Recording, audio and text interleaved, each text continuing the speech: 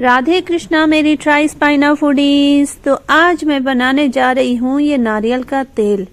मैं सच बताऊँ ना, इतना लफड़े वाला काम है। मेरा भी पता नहीं क्या दिमाग खराब हो गया था कि मैंने ये सोच लिया कि मैं अब से नारियल का तेल घर ही में बनाया करूँगी और फिर जो कोकोनट मिल्क निकलेगा उसको मैं खाने में यूज़ किया करूँगी।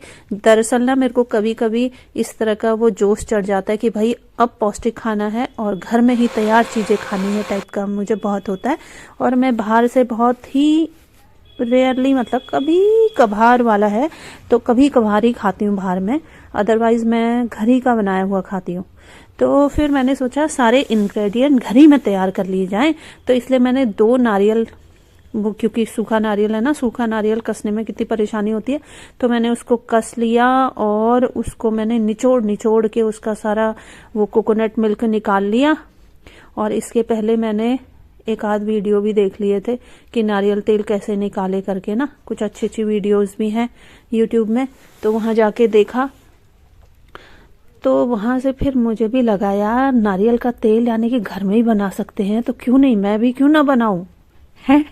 इतने जोश में भर करके मैंने होश खो दिए, सही बता रही हूँ।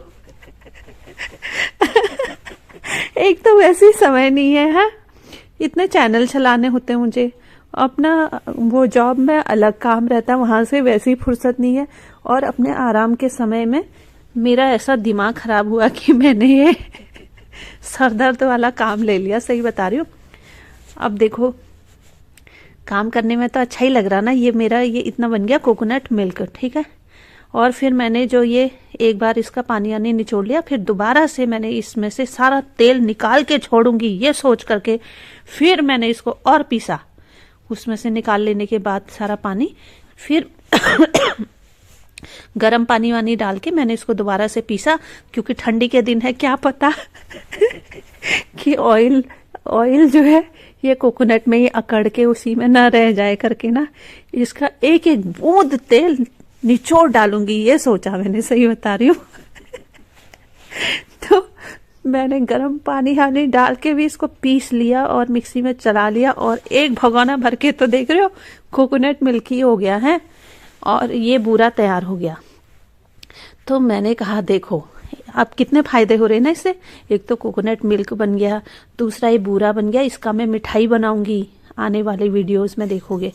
अब देखो पता है वैसे कई दिन हो गए थे इसको 24 घंटे या कुछ घंटों के बाद फ्रिज में से निकाल लेने के बाद जो इसमें कोकोनट मिल्क वाला हिस्सा होता है ना, वो ऊपर ऊपर तैरने लगता है, मतलब वो जम जाता है। तो उसको निकाल के फिर इसको फ्राई कर लेना हुआ, इसमें से तेल निकाल लेना हुआ, जैसे घी में से नहीं, वो मक्खन में से जैसे घी, अरे मतलब समझ ही गए हो आप लोग, मक्खन को जैसे हम पका के उसमें से तेल निकालते हैं वैसे ही इसका भी करना हुआ।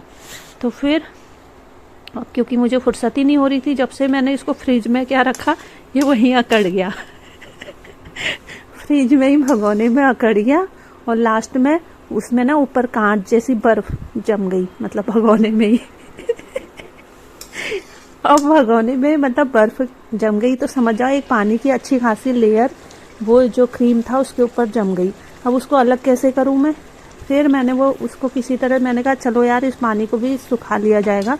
फिर मैंने ऊपर वाला हिस्सा निकाल के रखा और उसमें नीचे काफ़ी सारा ये क्रीम वाला हिस्सा रह गया था, तो फिर मैंने एक दिन उसको पूरा ऐसे सेटल डाउन होने दिया, किचन में रखे रहा बाहर फ्रिज से निकाल के। फिर मैंने कॉलेज से आने के बाद उस पानी को अलग किया और नीचे जो भी क्रीम था उसको भी इसमें डाल के पकाया, और फाइनली फिर ये तेल जो निकला, देखो कितना तेल निकला है, ये देखो। वैसे 2 में से ना 2 नारियल ही कसे थे मैंने, तो तेल तो सही निकला। इससे पहले भी मैंने एक बार और पहले भी निकाल रखा है, इस डब्बे में पहले का भी तेल रखा मैंने, तो देखो इतना तेल निकला, ये देखा आपने। और फिर जो इसका नीचे ये क्रीम वाला हिस्सा जो ये सूखा ये बच गया ना, इसकी मैं अब मिठाई बनाऊंगी, और ये वीडियो बहुत जल्द आपको देखने को मिलेगी। तो रात, और साथ ही जो नारियल का बूरा रह गया ना उसको भी मैं इसमें मिला करके अगले वीडियो में उसकी मिठाई बनाऊंगी, तो उसको भी आप लोग एंजॉय करना। ओके, तो मिलते हैं अगले वीडियो में। राधे कृष्णा।